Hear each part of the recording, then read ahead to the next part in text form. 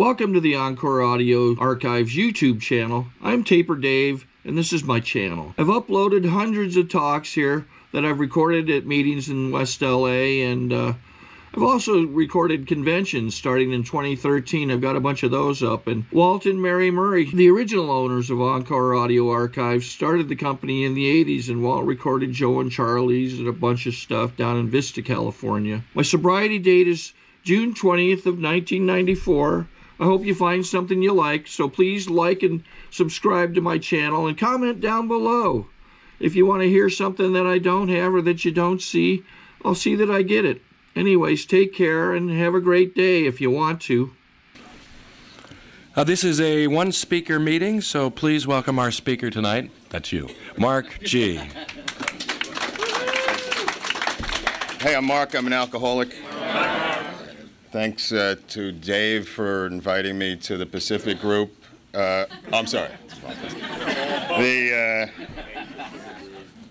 I guess they taped this for loners and shut-ins who are out there, and if anyone's a loner or shut-in listening to this, I just want to describe the room to you. It's about the size of the Staples Center. There's about 16,000 alcoholics here. Every single one of them is scantily clad, and we hope you get out of the house and come to the meeting as soon as you listen to this CD. Now, if you're driving in your car listening to this, and you're on Sunset, and you think your life is really shitty, and you want to pick up, and your girlfriend's left you, and you're living in like a little tiny apartment with no furniture, all I can say is get off of Sunset and get on Fountain. It'll be faster to get here.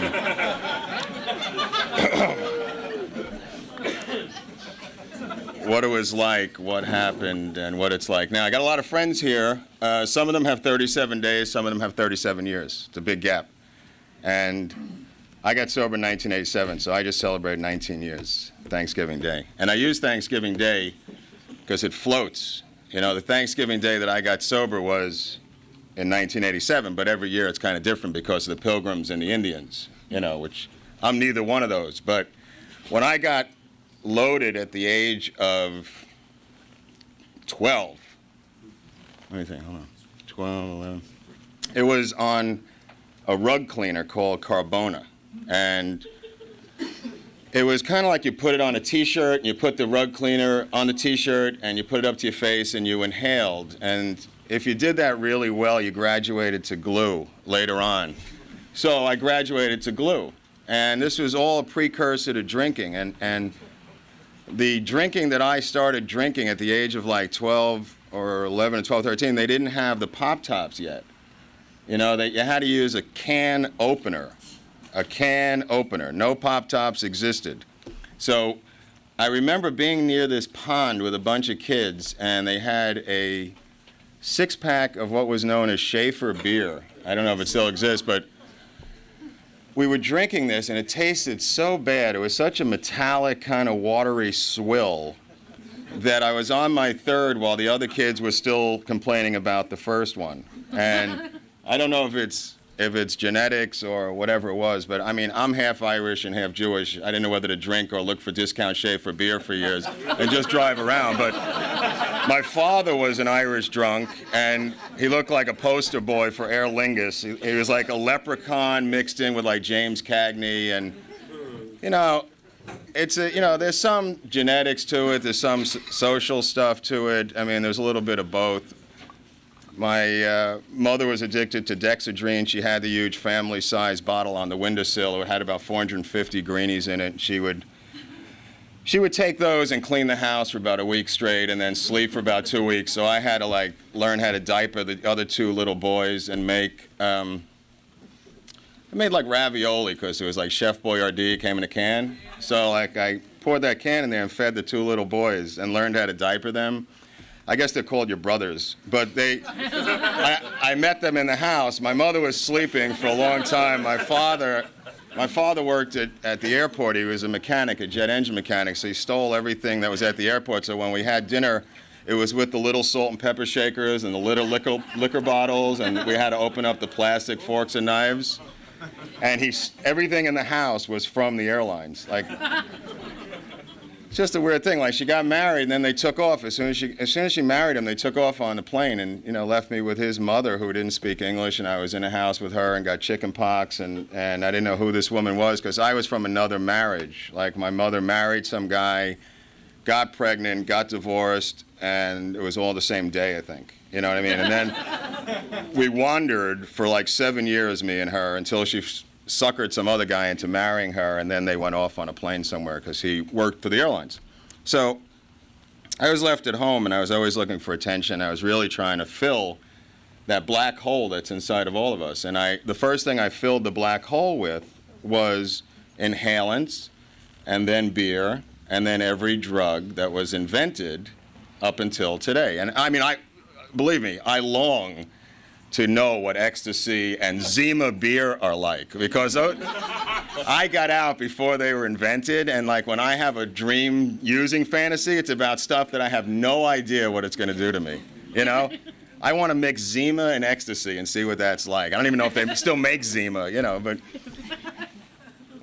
anyway, I was in the Sea Scouts. It was like the Boy Scouts, but you marched around in a naval uniform, and I met other kids, and we did things. I grew up in Coney Island near the rides.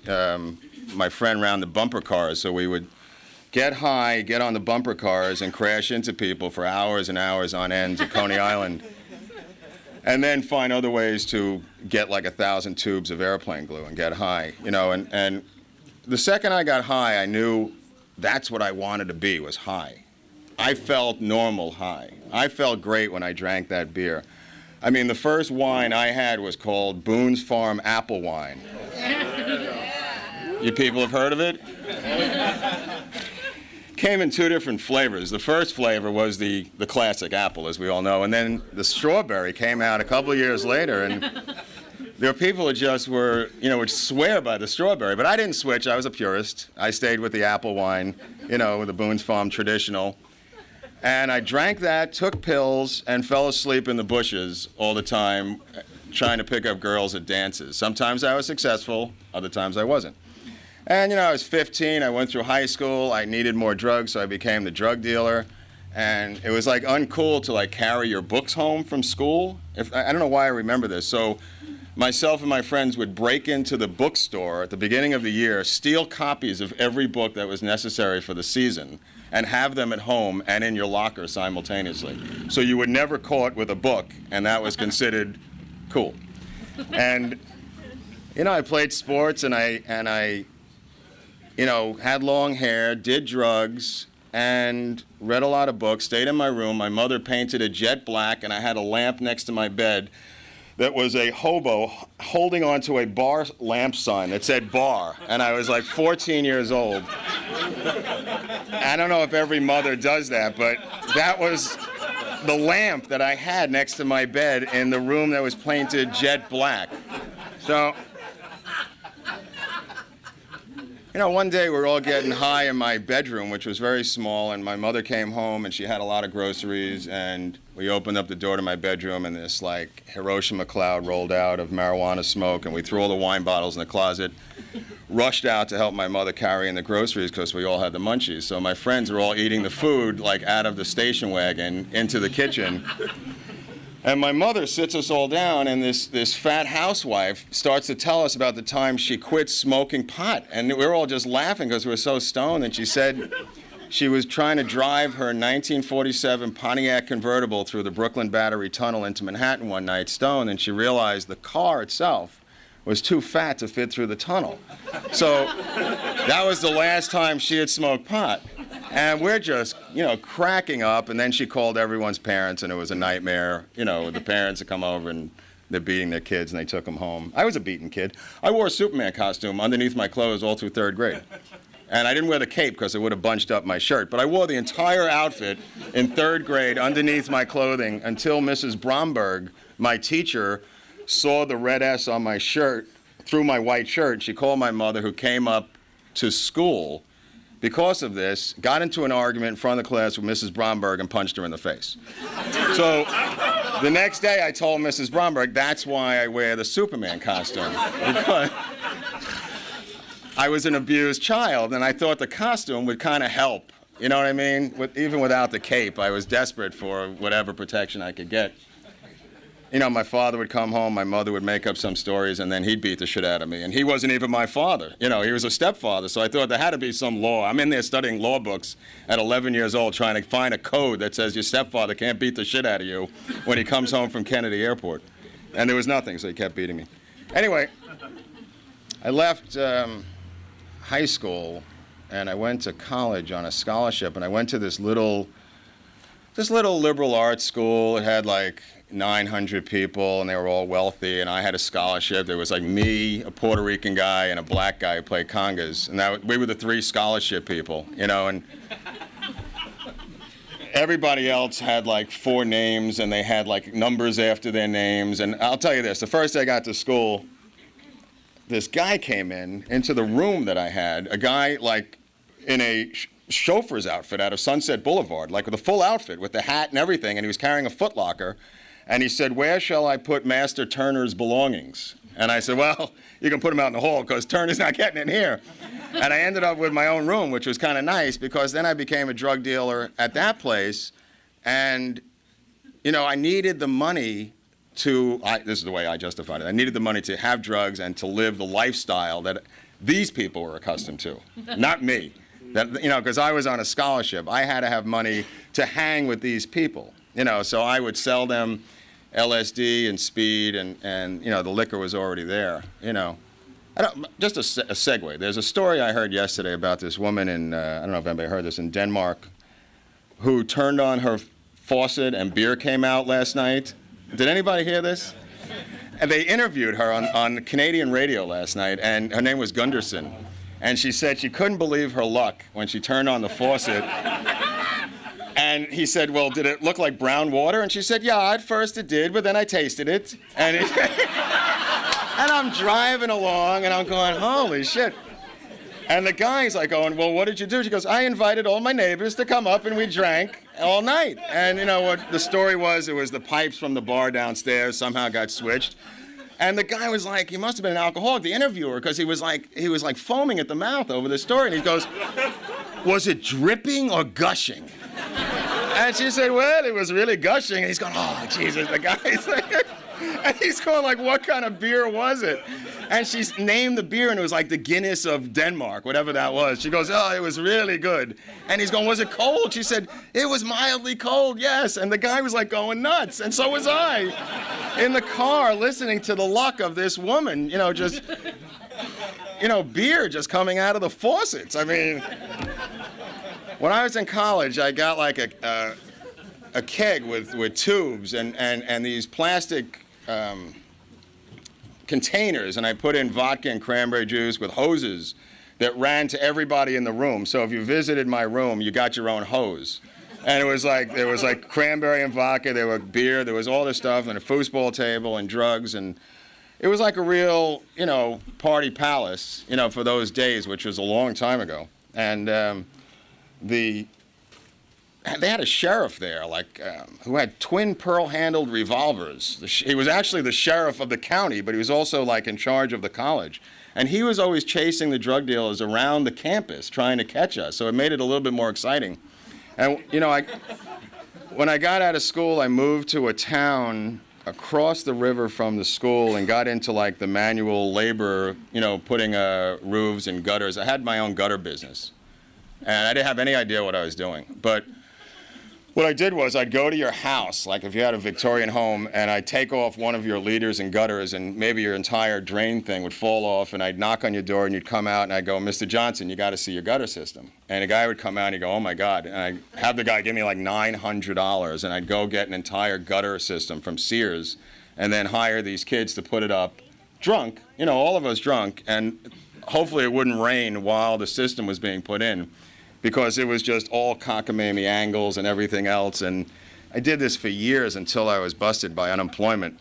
The scams that we come up with as alcoholics are unbelievable. There was somebody sharing the other day in a meeting about how he had turned himself in to Social Security or something. He was like scamming something. And it just triggered the millions of scams that I had come up with. I mean, it was just the work that I put into it, all because I didn't have a belief in a higher power. every single thing that I did, that fear of financial insecurity that they talk about in the 9th promise, that was the last promise that ever came true for me. I read that promise and I said, when is that car pulling up, that brand new car, so I don't have fear of financial insecurity any longer? And I finally read it properly. I was reading it. Somebody gave me one of these plastic sheets to read in a meeting with a bunch of longshoremen in Queens. And I read it as it was printed, and it said, fear of people and financial insecurity will leave us. And it was misprinted. It was misprinted on this paper. And I said that, and they were going to kill me. These guys had wrenches and hoses and crap. And I said, the only reason I mention it is because it really says fear of people and of financial insecurity will leave us. Not the financial insecurity, it's the fear that will leave us. And I misread that for years myself, and that's why I mentioned it in that meeting. And I mention that here tonight because a lot of us go through tough times getting sober financially. You know, there's mortgage payments, there's rent, there's cars. There's a lawyer who has an office in a car who was just up here before. Now he operates out of a van, so things are getting better.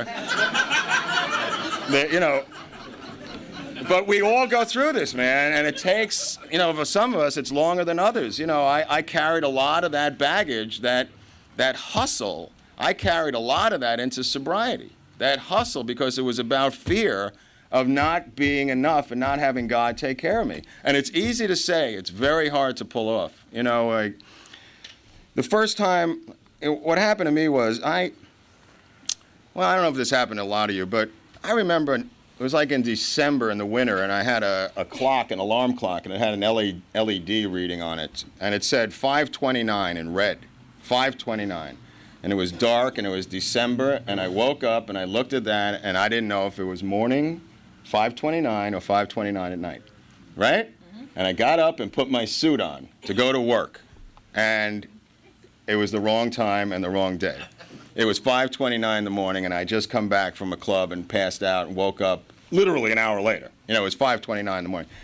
It didn't stop me from drinking, but I say that because it happened to a lot of us. A lot of us experienced that. I had blackouts from day one. Myself and my friends, we'd call each other up and go, what happened? And we would piece together a jigsaw puzzle of grayouts where we somehow, by calling 5 or 6 guys, would say, well, what happened then? Okay, I'll get back to you. And then, what do you know? He goes, well, we went here, and then Jimmy did this, and blah. I go, okay, I'll get back to you. And in the course of the day, I would piece together what happened. And you know, the other thing, people went bar hopping. I said, where are they going? They always come back. You know, I'm sitting in the seat, and I'm running a tab. I got the same seat. I got my drinks backed up for as far as the eye could see in case anything went wrong. You know, I remember getting a DW AI. They had a thing, AI. It was like a step below DWI. They had a thing called DW AI. And this state trooper had stopped me at a roadblock. It was like St. Patty's Day, and I had had some drinks at 9 in the morning, 8 in the morning, like I usually do. And this was now 6 o'clock at night, and I guess the guy knew I had had some drinks, but he made me blow into this thing like 50 times, and it still wasn't registering. So it registered below a DWI. And I had to go to drinking school. You know, this was in the 70s, so they sent me to this school, and it was all rednecks with gun racks, and they all looked like that Shar-Pei dog. They had so many wrinkles on their face. I mean, real alcoholics, real professionals.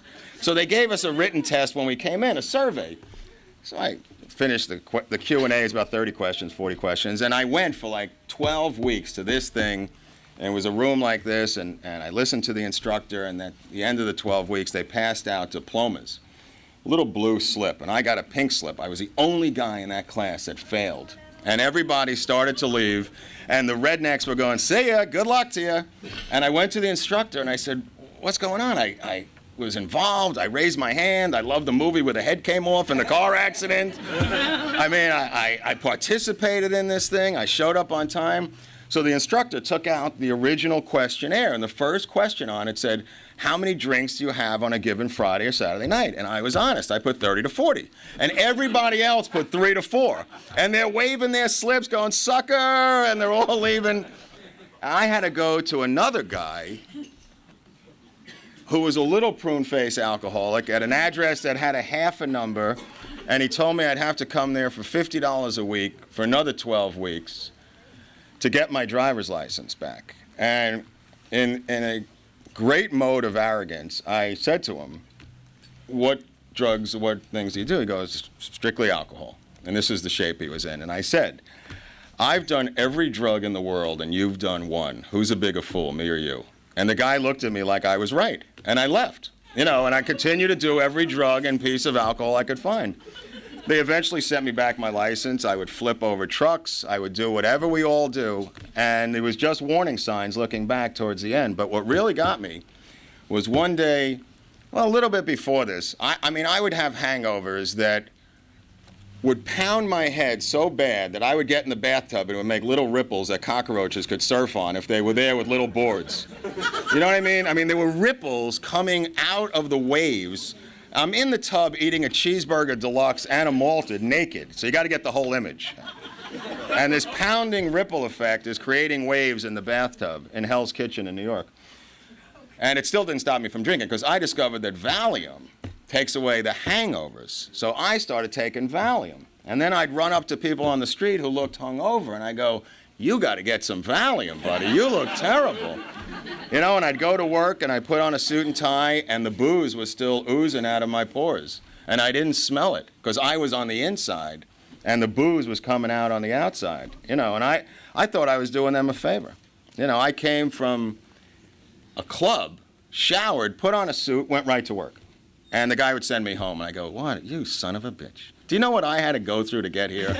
You know, I called you from Van Dam Street at 5 o'clock in the morning saying I was in bed with the flu, with trucks rolling by, making believe I'm in bed. And in the background you hear, Tony, get that pallet off the truck. You know, and I thought I was fooling people. You know, we all did this. Anyway, I looked in the mirror one day and I saw these blood vessels breaking on my nose. And being a vain person, I looked it up in the Book of Noses, you know, in the Encyclopedia of Nostrils, and it said that it was called a spider anoma. And that's what W.C. Fields' nose was like. That's that bulbous, red, broken blood vessel nose that you see on, who am I to say, Dick Cheney? It's a very common thing. It's very common. So I saw that in myself in the mirror, and I said, oh, this is going too far. Something's got to give. And I realized it was related to drinking because the blood vessels are right on the surface and they break the capillaries and they blow your nose out. And I said, I can't go down this road. I mean, I'm 30 years old, 31 years old. I said, I can't make this work anymore. But I tried. I kept using. I didn't really quit. I wasn't a quitter. I had to keep using. And I don't want to get into the last incident because there are kids here somewhere. But let me just say this. In '87 of that year, I woke up and found out that Reagan was president. I had no idea. Absolutely clueless. The guy's in his second term. He's nearing the end, and I missed the entire thing. I had to look back on the History Channel, even now, to find out what the hell happened. So in '87, at Thanksgiving, I went down to Miami to a Thanksgiving dinner that my parents were going to a relative's house. They were just old people. They didn't drink at all. They just had a turkey and, the stuff that goes with Thanksgiving. And in some dusty closet, they had like 2 bottles of vodka and some mixers in case somebody died or whatever the hell these people kept it for. I drank all that stuff. I drank all the mixers. I drank everything. Their ice, I was sucking their ice down. Everything was gone. I went home with my parents who lived down there, and I was stone cold sober. I mean, I could have driven a tractor trailer back to New York. Called my girlfriend in New York, and I said, I think I've had my last drink. Now, I mean, I was proud to be an alcoholic, man. I used to, that was a badge of honor.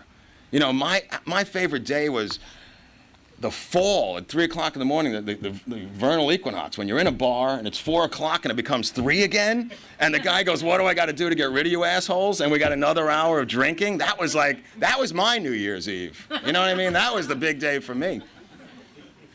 So for 1 year, I just white-knuckled it. I didn't know about AA. I didn't know anything about the program. I just went to bars, sat there with that Diet Coke, and watched my friends become monsters in front of my eyes. And I said, oh, my God, this is what I was doing. And I didn't know anything about this. I ended up going to a group therapy where the counselor was like a 12-step expert, and everybody in the group was in a 12-step program. So he said, you might want to go.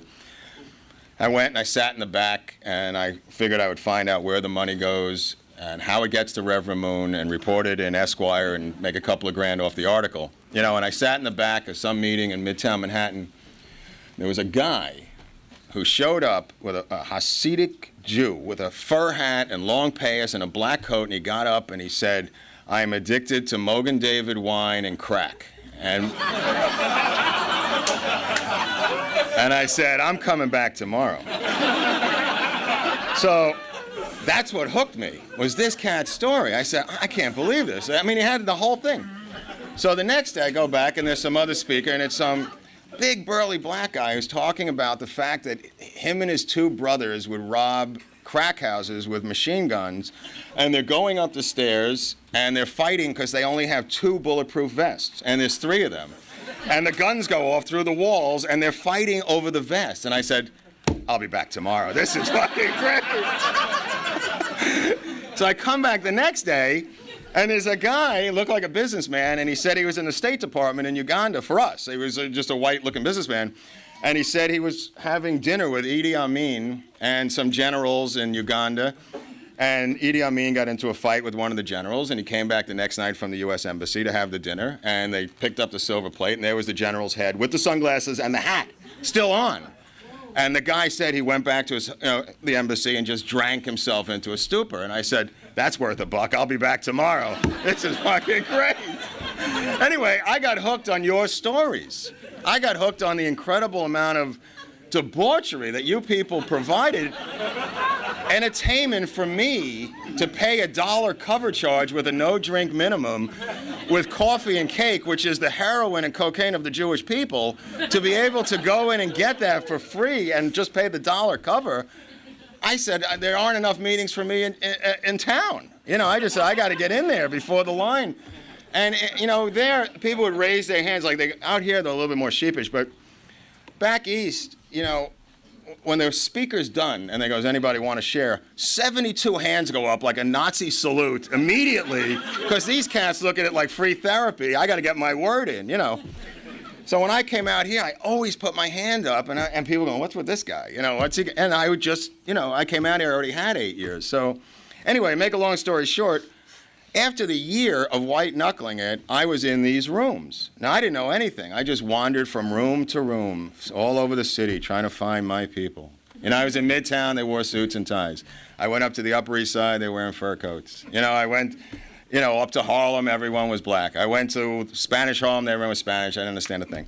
And I just wandered until I found, where I was comfortable. And I went to this meeting every day for 10 years. Because I heard some guy say, this is what the guy said. I don't know who it was. He said, all you got to do is show up, and you'll get sober. And I said, I'll prove this prick wrong.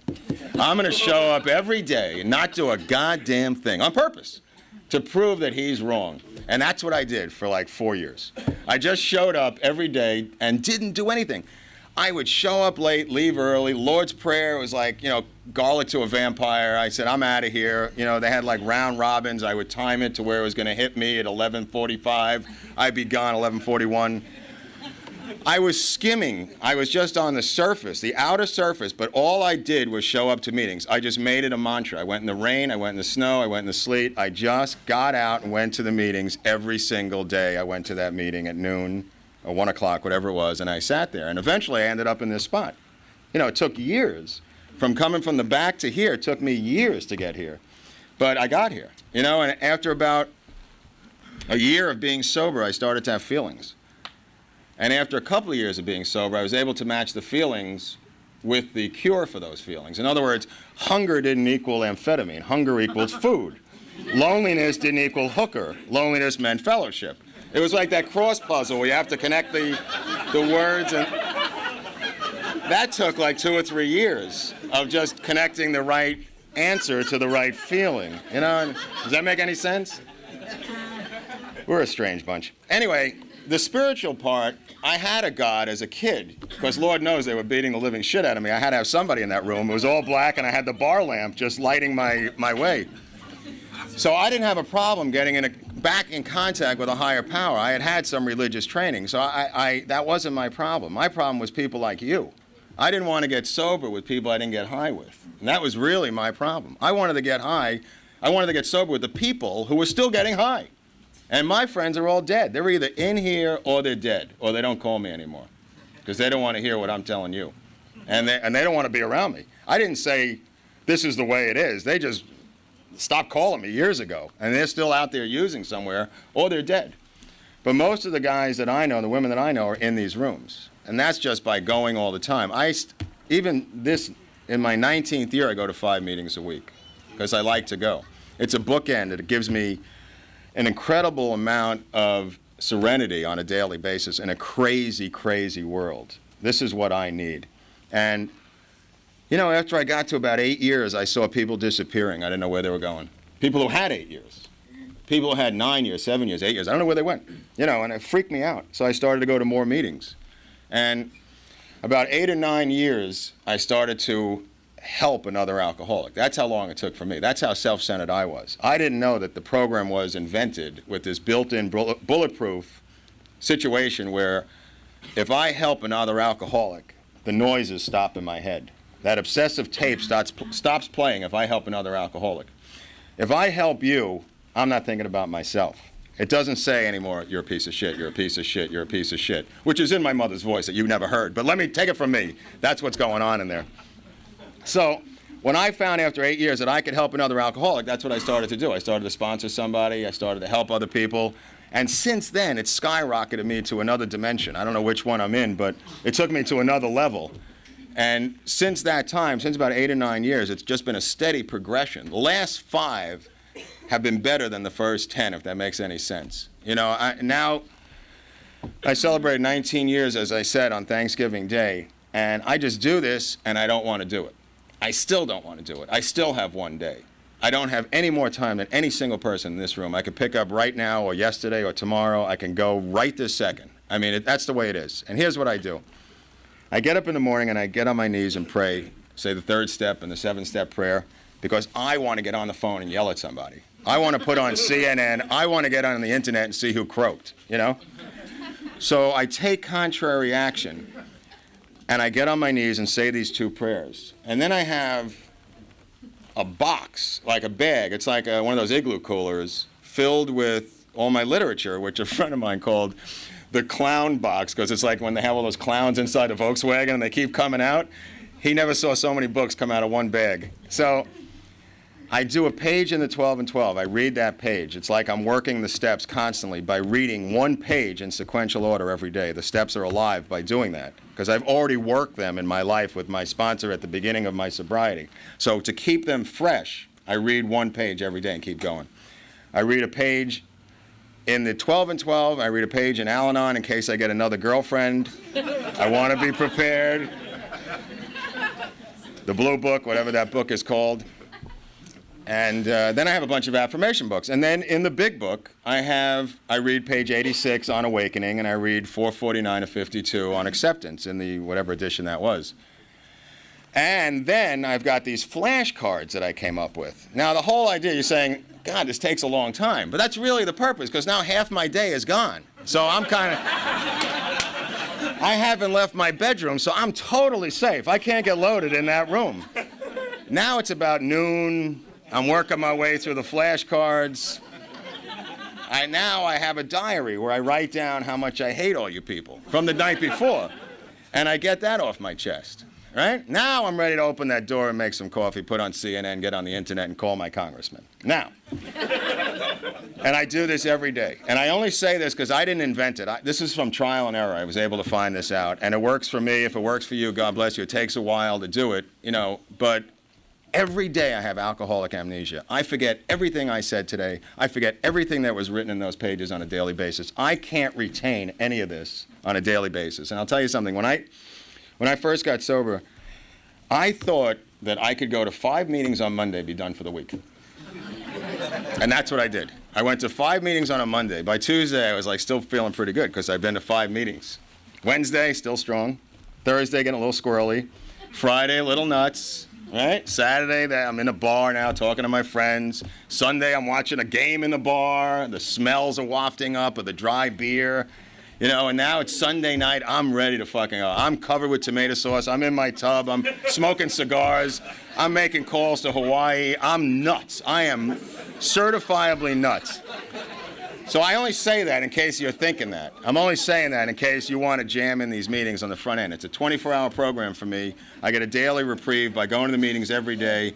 And if you're listening to this on a CD somewhere in your car, driving along, stuck in traffic, just leave the car, run now. Get to a meeting, try to see an alcoholic, because I need to look into the eyes of another alcoholic to really understand what it's like. The tapes help. The literature helps, but to come to the rooms of Alcoholics Anonymous and see your face and see guys come up here and take chips, you know, and if you're a lawyer with a van and a practice, I need to hear that. I need to see you, see that look in your eyes, see the growth and the smile and the clarity to make me stay sober. So thank you for let me speak tonight. Thank you very much.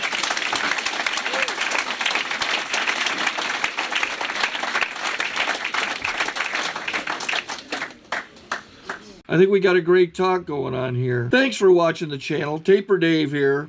Just curious, do you think this is better than Zoom? Okay, this is how I prepare my drone for launching. I like to do it inside the cab of my truck so I'm not standing outside in the weather. To install the joysticks for control, up and down, right and left, powered on. I have an Android phone that I use to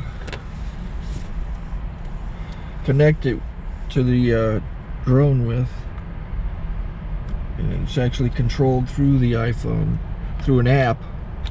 Oops, wrong way. It's actually controlled through the iPhone, or through this Android phone, through the app. It's actually controlled through the Android phone, through an app, and you connect it through this short connection right here.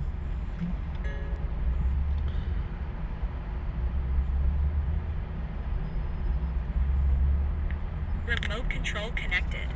Remote control's connected. So I pull out the drone.